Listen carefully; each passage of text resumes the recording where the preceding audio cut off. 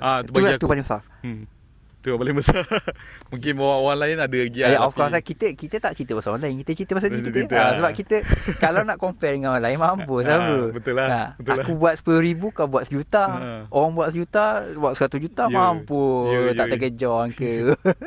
So kita santai lah. Sebab member aku dah masa sama, dia buat runner, dia buat delivery juga. Dia pun main bundle juga.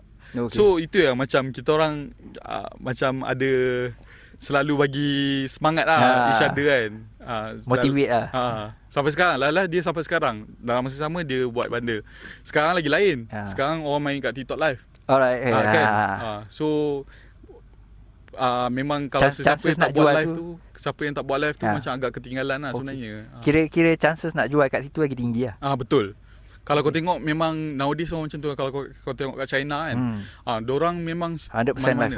Live tu.